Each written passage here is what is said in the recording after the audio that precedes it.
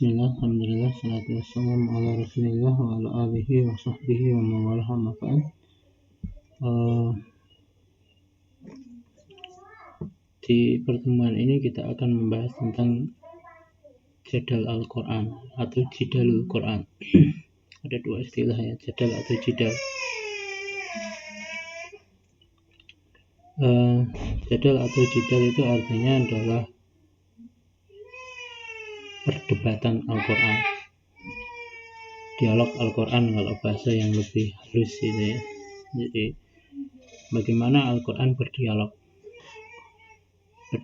dengan orang yang meragukannya atau orang yang menentangkan atau yang menentangnya gitu.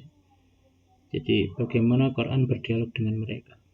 Kita harus paham bahwasanya level manusia itu memang macam-macam, bertingkat begitu. Ada orang yang ketika diberitahu kebaikan maka dia langsung terima.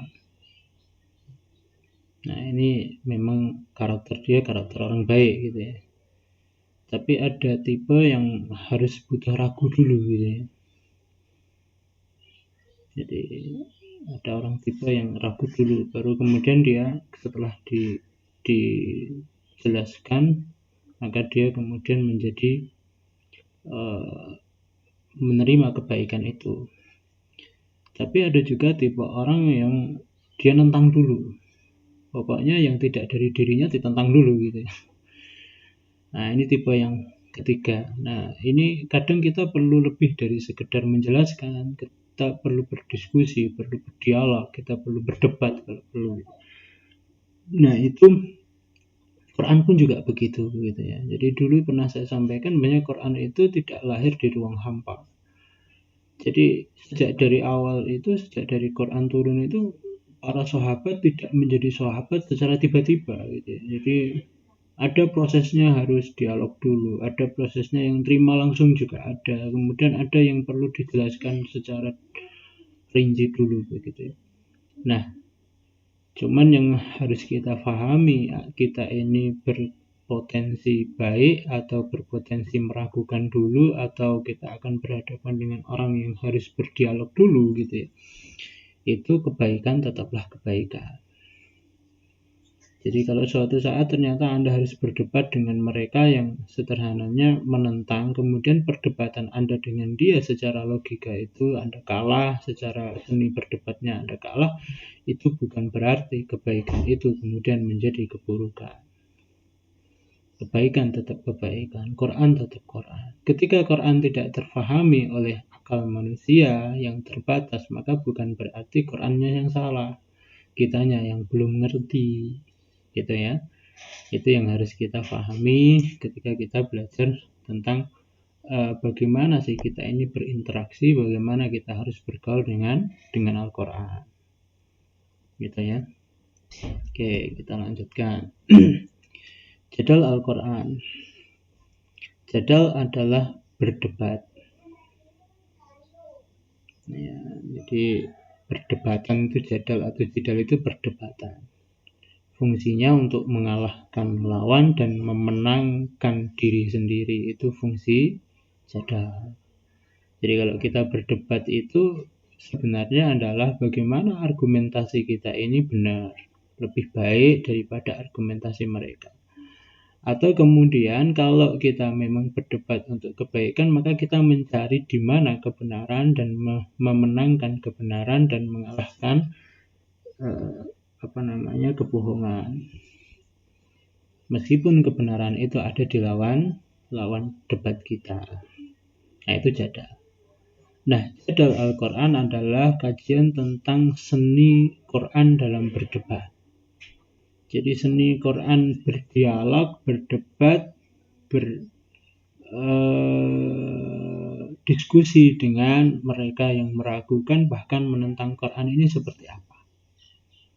Sehingga kalau kita ini mau mendakwahkan Quran atau mau mendakwahkan Islam ini pada orang lain, atau kita ingin menjadi pribadi yang hidup dengan Quran, tentu kita tidak asal ngawur ketika debat dengan orang lain gitu. Yang penting aku menang gitu. Lah siapa Anda ini kok yang penting menang? Apa Anda ini perwakilan Quran gitu ya? Kok tiba-tiba sing penting saya menang. Sing penting saya menang itu dari mana kan gitu ya. Jadi gitu ya. Jadi kenapa ini perlu? Jadi kita akan belajar seni ini menjadi penting. Kenapa? Karena memang karakter dasar manusia itu aksara sayin jadala. Jadi tabiat dasar, karakter dasar manusia itu dia suka jadal ya, suka debat. Jadi bab sepele itu di tangan manusia bisa perdebatannya 1 hari, 2 hari gitu ya.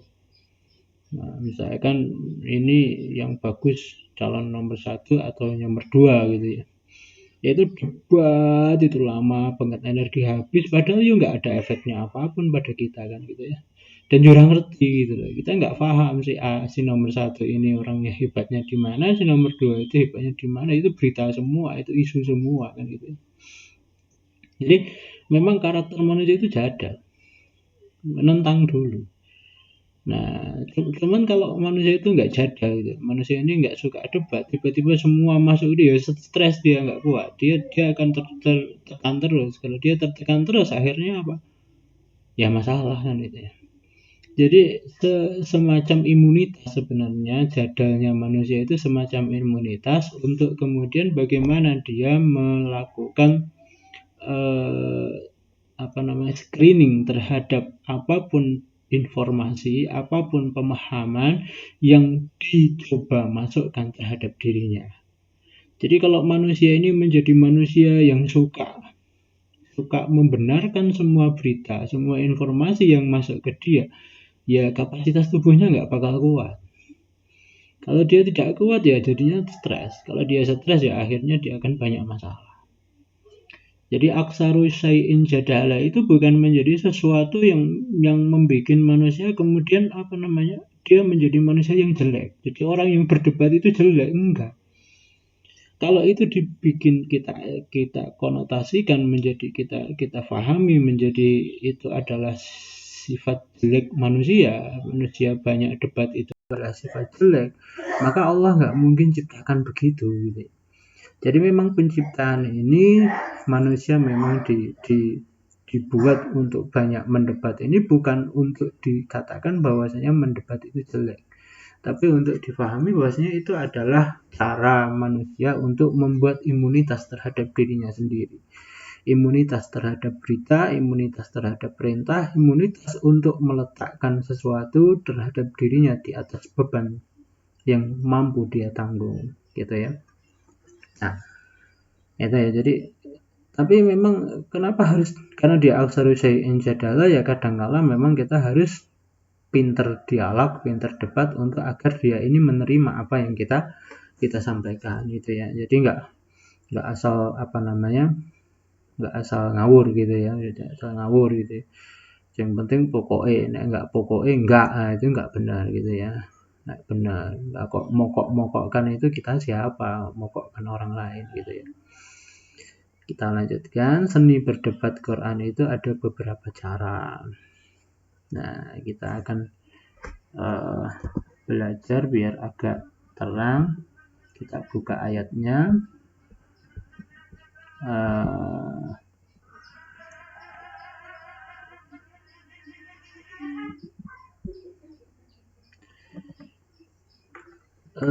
Cara Quran yang pertama adalah dia dengan cara mentadabbur ayat kauniyah dalam mengokohkan prinsip-prinsip akidah.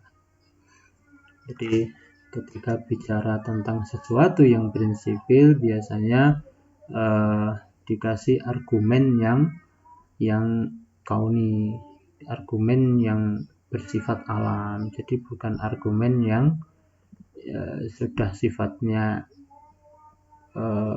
konseptual dikasih lagi konseptual, atau yang sifatnya prinsipil syariat dikasih lagi syariat. Jadi kalau nggak mau terima syariat berarti jenengan kafir, ya nggak begitu. Harus dijelaskan dulu begitu ya, dijelaskan pakai argumentasi alam. Jadi memang beribadah, berakidah itu harusnya memang sesuai dengan tabiat alami manusia. Jadi menyembah Allah itu harusnya itu menjadi memang kebutuhan alami manusia. Jadi Anda paksa, nggak Anda paksa, harusnya orang beribadah ke Allah. Tapi kenapa orang tidak jadi beribadah pada Allah gitu ya? Kenapa dia kemudian mengingkari Allah? Itu sebenarnya adalah persoalan alam. Persoalan pendidikan yang dia dapat dari lingkungan dia. Kalau dia misalkan tumbuh normal, orang tuanya tumbuh normal, itu tentu dia akan tauhid. Tapi karena kemudian lingkungan itu tidak mengajak dia untuk ke tauhid, maka yang jadinya tidak tauhid. Tapi normalnya manusia harusnya memang dia tauhid pada Allah SWT. Jadi beribadah menyembah Allah itu harusnya memang itu sudah alami, natural in our life gitu ya. Itu hal yang alami, natural lah dalam diri kita. Ya kalau itu natural dalam diri kita ya nggak perlu paksaan, dan itu juga menyelaras dengan alam juga gitu. Artinya kalau alam menyembah ke Allah ya logikanya kita nyembah pada Allah, logikanya begitu. Nah, oke, kita lihat. Ya ayyuhan nasu ubudu rabbakumul ladzi khalaqakum walladzina min qablikum la'allakum tattaqun. Wahai manusia, jadi manusia itu seluruhnya, ini enggak khusus orang mukmin. Jadi beribadah pada Allah itu seluruh manusia harusnya itu menjadi kebutuhan mereka. Jadi ketika Allah memerintahkan ubudu rabbakum, jadi menyembah Allah itu menjadi kebutuhan manusia. Jadi seluruh manusia mesti butuh menyembah Tuhan Allah Ta'ala. Alladzi khalaqakum walladzina min qablikum. Tuhan yang benar-benar menciptakan, bukan Tuhan reka. Yang betul menciptakan kita. Kalau kita nyembah manusia, ya manusia itu sama dengan kita, sama-sama diciptakan, apalagi menyembah yang bukan manusia, benda misalkan begitu ya. Ya gitu ya, kalau menyembah benda ya itu lebih masalah lagi gitu ya. Jadi menyembah Allah itu kebutuhan manusia yang alami, jadi dia butuh dasar alami manusia yang telah menciptakan kalian dan orang-orang sebelum kalian agar kalian berhati-hati, waspada. Apa argumentasinya? Argumentasinya adalah di ayat berikutnya, ayat 22. Alladzi ja'ala lakumul arda firasyaw was samaa'a binaa'a wa anzala minas samaa'i maa'an fa akhraja bihi minas thamarati rizqan lakum fala taj'alu lillahi andadan wa antum ta'lamun. Alladzi yang ja'ala menjadikan lakumul arda bagi kalian bumi firasya, hamparan. Bedanya ja'ala sama khalaqa itu adalah kalau khalaqa itu dari sesuatu yang enggak ada menjadi ada, tapi sementara kalau ja'ala itu dari sesuatu yang sudah ada menjadi bentuk lain. Itu namanya ja'ala. Jadi alladzi ja'ala lakumul arda, yang telah menjadikan bumi yang telah ada itu menjadi firasan, hamparan, lahan yang datar, sehingga kalian bisa cocok tanam di situ, bisa kemudian tinggal di situ ya, dan seterusnya. Was-samaa'a binaa'a, dan langit itu bangunan, jadi atap. Jadi langit itu sebagai atap, bumi sebagai tempat tinggal, kemudian tempat menghamparkan aktivitas, kemudian langit menjadi atap kita. Wa anzala minas samaa'i ma'a, dan yang nurunkan dari langit itu ma'an, air. Fa akhraja bihi, kemudian mengeluarkan bihi dengan air tadi, minas tabarati, berupa buah-buahan, rizqan lakum, sebagai rezeki bagi kalian. Fala taj'alu lillahi andada, maka jangan engkau jadikan bagi Allah itu tandingan-tandingan. Wa antum ta'lamun, padahal kalian tahu. Nah, larangan itu padahal kalian tahu. Kalau nggak tahu gimana ya? Kalau nggak tahu ya dia nggak kena efek hukumnya. Cuman dia punya efek nggak belajar gitu ya. Kalau nggak belajar, nah dia kemudian menjadikan Allah tandingan, ya dia punya masalah di belajarnya. Tapi apa yang dia lakukan ketika betul nggak tahu ya, Misalkan membandingkan Allah dengan yang lainnya, itu padahal dia tidak tahu ya, efek itu tidak kena. Gitu ya.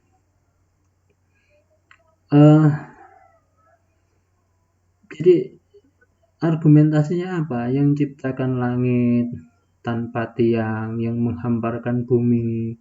Ini menunjukkan sistematika alam yang demikian indah, yang demikian tertata dan tersusun dengan hebatnya begini. Ini harusnya ada yang buat, ada yang ngatur, nggak mungkin terjadi tiba-tiba. Sesuatu yang tertata kalau dia terjadi tiba-tiba itu nggak masuk akal. Demikian juga alam ini, orang lahir, gitu. Anak lahir, kemudian dia tumbuh dalam keluarga miskin, jadi kaya, yang kaya jadi miskin, tapi mau yang miskin, mau kaya masih tetap hidup sampai dia jatahnya meninggal, gitu ya. Mau yang pemasukan banyak juga urusannya selesai, yang mau pemasukannya sedikit juga urusannya selesai, gitu ya. Ya. Semua urusan manusia ini diselesaikan sama Allah, demikian tersusunnya. Yang mau nangis geru-geru ya tetap dapat istri, yang nggak nangis geru-geru juga tetap dapat istri. Ini hebatnya Allah. Nah, alam yang demikian tersusun dengan hebatnya begini, yang tertata dengan hebatnya begini, kok kemudian kita bilang itu nggak ada yang ciptakan, itu ya aneh. Lawang sepeda motor saja gitu ya, itu harus ada yang ciptakan. Kok ini alam yang demikian hebat, ada yang ciptakan. Lawang yang namanya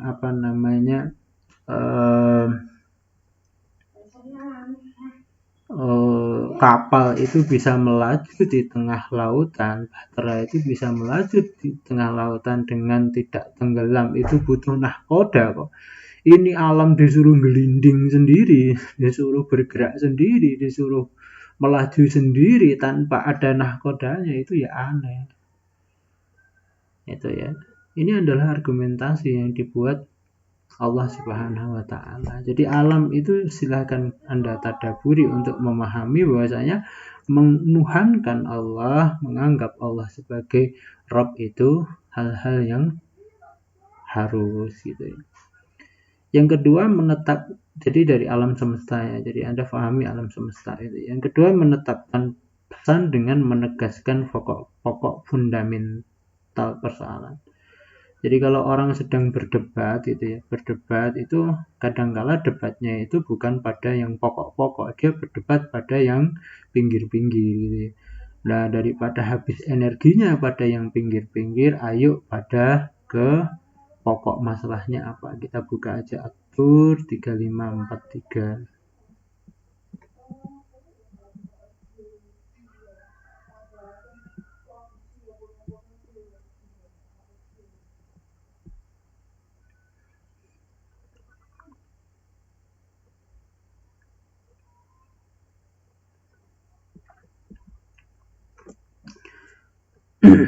Afara'aita alladhi tawalla wa a'ta qalilan wa akda.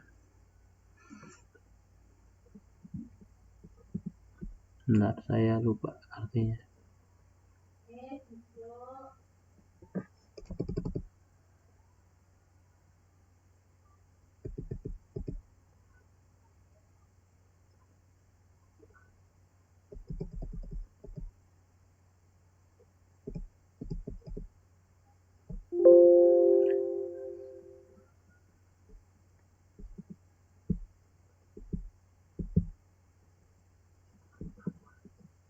Sudah gini aja.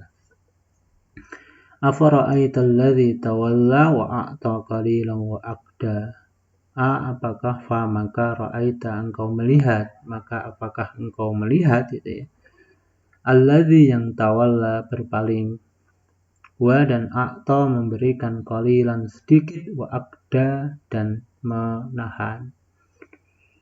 Jadi tahukah engkau orang yang berpaling dari Allah dan tidak mau berbuat baik pada manusia gitu ya. Jadi berpaling, nggak mau sujud sama Allah, nggak mau taat pada Allah, dan nggak mau berbuat baik secara sosial. Apa prinsip yang ingin disampaikan Allah? A'indahu ilmu ghaibi fahuwa yara. Apakah dia punya ilmu gaib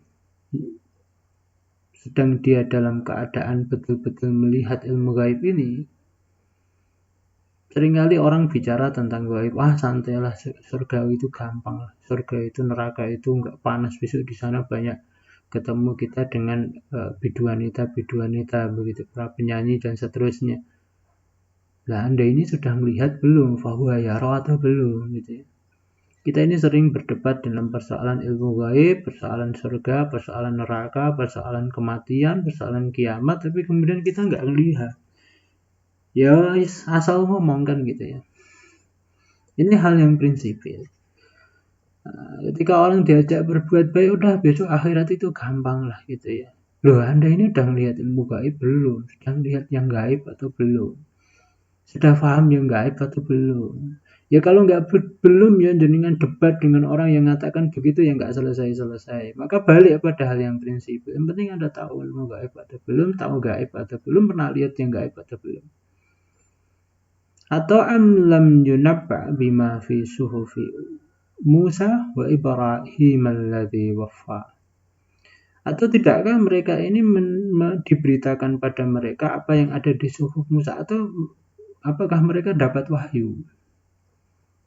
Jadi kadang-kala kita ini menafsirkan Quran seenak kita, menafsirkan wahyu yang seolah-olah kita bicara itu paling ngerti Allah gitu ya. Padahal kita nggak ngerti Quran sama sekali, nggak paham Quran sama sekali. Gitu. Seolah-olah Allah maha mudah, Allah maha begini. Kita maksiat ya Allah itu gampang ampuni gitu. Loh, lah nabi yang mereka itu dapat dari Allah aja mereka tetap beribadah. Padahal kita ini nggak ketemu Allah, nggak terima wahyu, juga nggak ngerti akhirat, juga nggak paham akhirat, lihat aja belum. Kok berdebat? Lah kalau kita debat dengan orang-orang yang model begini nggak selesai, udah balik pada prinsipnya. Intinya mereka nggak yakin akhirat, yang kedua mereka bukan orang yang terima wahyu, gitu ya. Jadi balik ke situ. Jadi pokok-pokok fundamental apapun itu yang kita perdebatkan, balikkan pada pokok persoalannya aja, fondasi dasar persoalannya. Kadang yang pinggir-pinggiran itu nanti selesai. Wah, saya nggak perlu belajar serius, saya nggak perlu dapat komplot, saya nggak perlu begini, toh pekerjaan itu tidak mengikuti ijazah kita. Nah, Anda ini sudah pernah lulus atau belum gitu loh ya. Anda ini pernah lulus atau belum? Anda udah pernah bekerja atau belum? Nah, Anda itu bukan sejarah Anda di situ kok ya. Ya udah dijalani dulu ya. Tiba-tiba nanti kalau jenengan lulus ternyata butuh ijazah, jenengan gimana? Ini boleh ijazahnya S1 lulus tapi kemudian syarat nilainya belum lulus itu. Ya rugi juga kan begitu. Maka kerjakan semaksimal mungkin, urusan nanti itu urusan belakang. Jadilah orang yang baik. Urusan akhirat itu ada atau tidak ada, akhirat nanti tempatnya seperti apa, apakah betul seperti yang diberitakan, tidak usah peduli. Yang penting kita ini butuh jadi orang baik. Itu kira-kira. Kemudian menetapkan akhir dengan awal. Kita buka surat Qaf 15. Surat Qaf 15.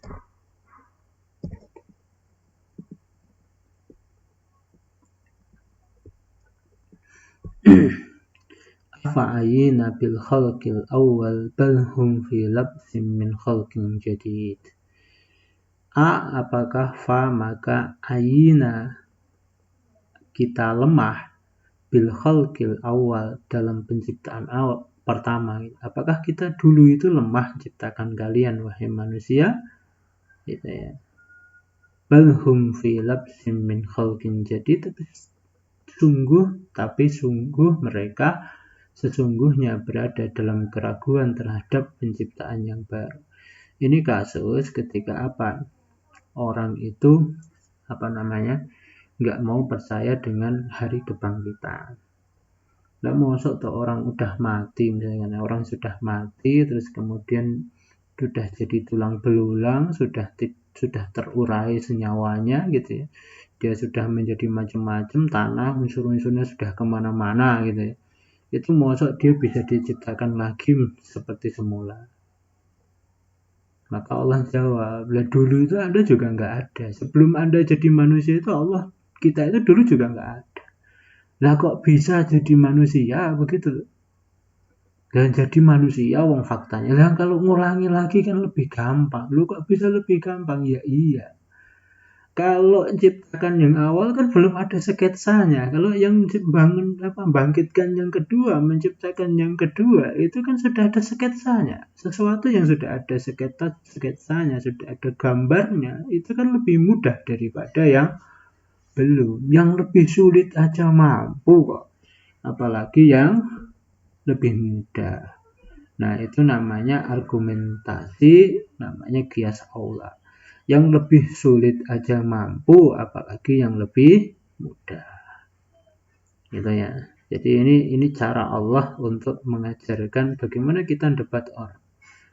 Jadi jangan repot ketika mau debat dapat orang lain gitu ya. Jadi yang lebih sulit aja mampu, apalagi yang lebih mudah. Melemahkan argumen lawan dengan menetapkan kontra argumennya. Kita lihat Al-An'am 91.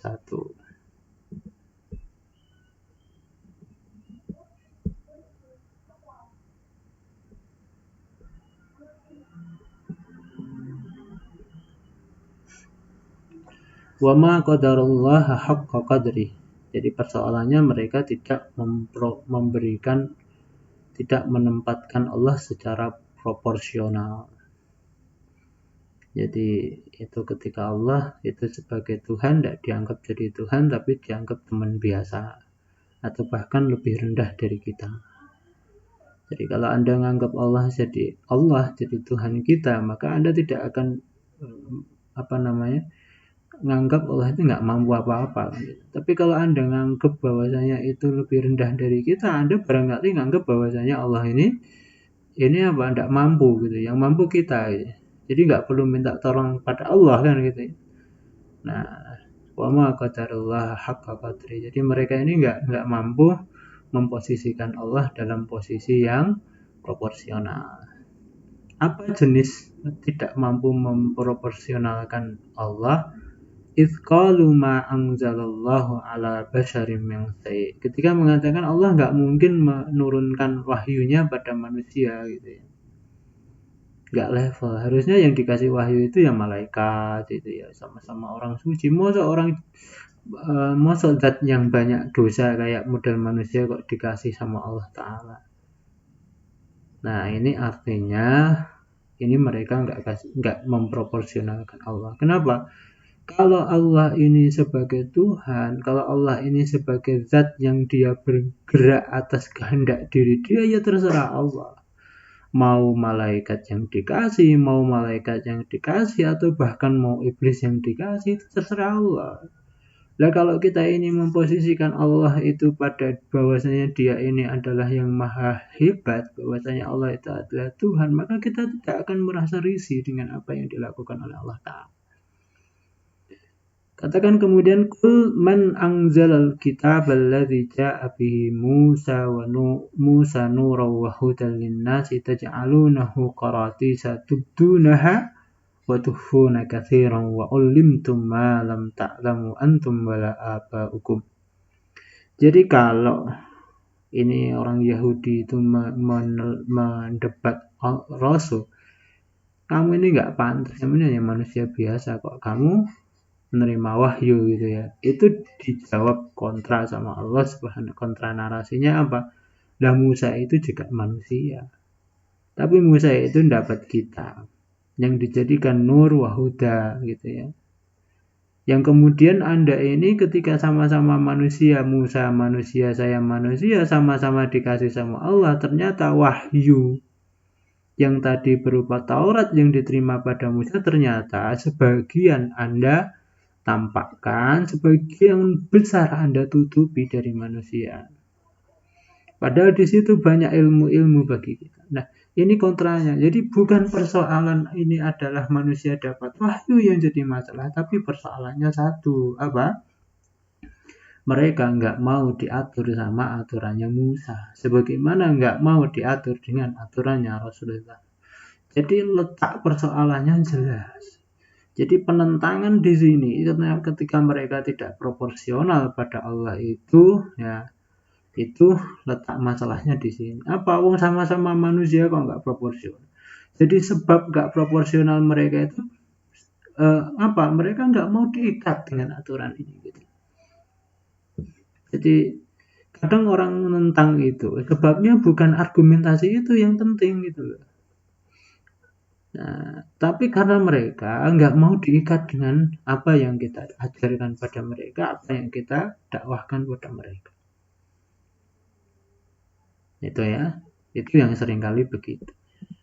Nggak mau terikat dengan pikiran kita, begitu ya. Nah, kemudian menegaskan argumen lawan itu absurd. Al-An'am 100 kita lihat. Absurd itu tidak logis, rusak. Nah, itu absurd.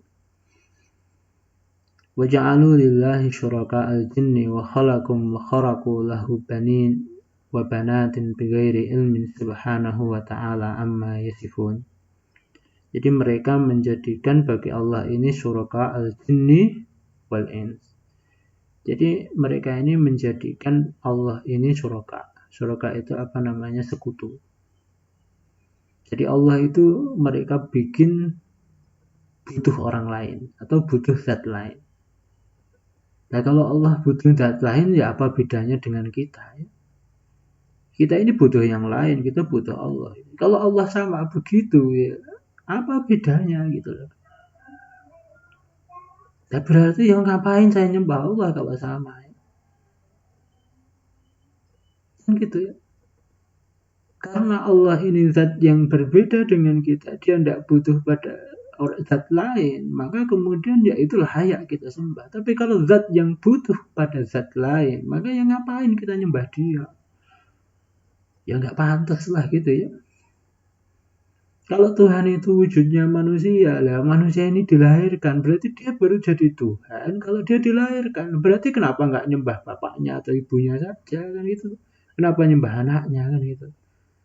Jadi kadang-kala ini kita ini aneh gitu ya, diajak berpikir yang aneh. Ya, diajak yang pikir yang aneh. Kadang-kala kalau kita nggak ngerti Allah, nggak paham sama Allah gitu ya, kadang-kala kita ini jadi aneh-aneh aja gitu.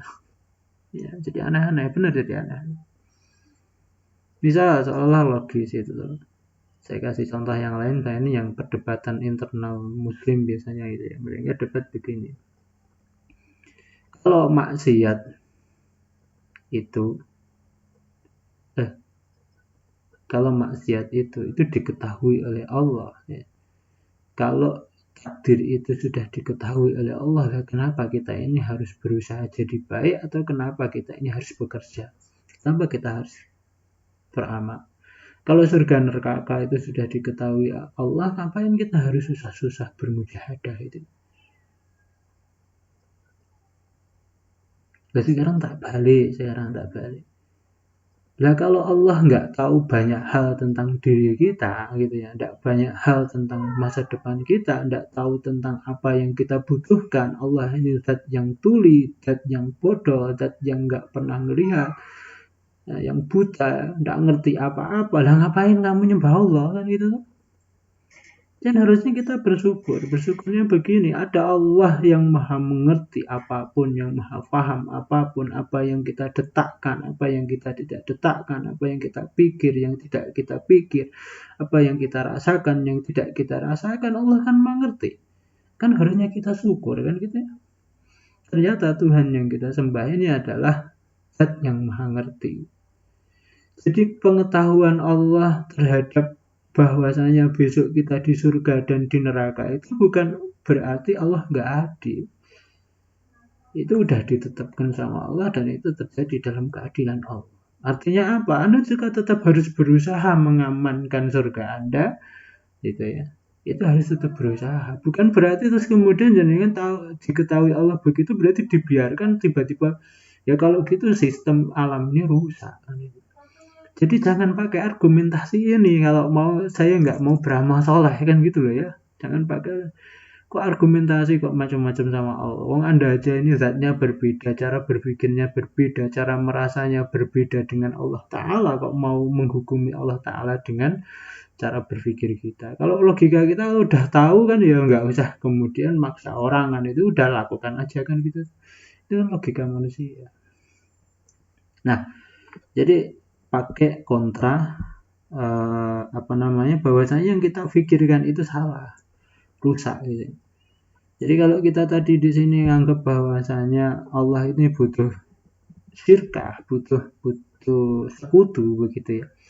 Itu cara yang berpikir yang salah. Berarti Allah itu ya makhluk seperti kita yang butuh pada yang lain. Allah itu khalik, jangan Anda pikir begitu. Subhanahu wa ta'ala amma yasifun kan gitu. Maha suci Allah dari apa yang mereka deskripsikan, Maha suci Allah dari apa yang mereka gambarkan, Maha suci Allah dari apa yang mereka sifati.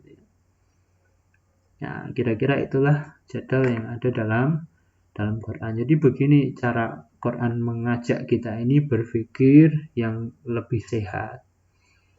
Jadi cara-cara Quran begini. Ya. Jadi kalau kita lihat dari depan ini, kita ini diajak back to nature, atau bahasa yang lain back to fitrah. Jadi sebenarnya menyembah Allah, beribadah, memegang Quran, sujud dengan Quran itu adalah awal fitrah. Jadi adalah fitrah kita. Jadi kalau itu adalah nature kita, itu adalah tabiat kita. Maka ngajak itu ya balik pada kesehatan kita, pada kesehatan nature kita. Jadi kalau orang ini sudah sehat gitu loh, sehat, kesehatan tubuh ini full bagus dengan pikiran bagus, merasa bagus, kemudian biologis bagus, maka dia akan memahami hukumnya Allah ini lebih mudah, enggak menjadi rumit begitu. Tapi kalau kita tidak sehat ya masalah gitu. Masalahnya banyak itu ya. Oke, barangkali ini silakan nanti kita berdebat. Enggak, silakan bertanya pakai channel yang bisa Anda nemukan kontak saya gitu ya. Subhanakallahumma bihamdika asyhadu an la ilaha illa anta astaghfiruka wa atubu ilaik.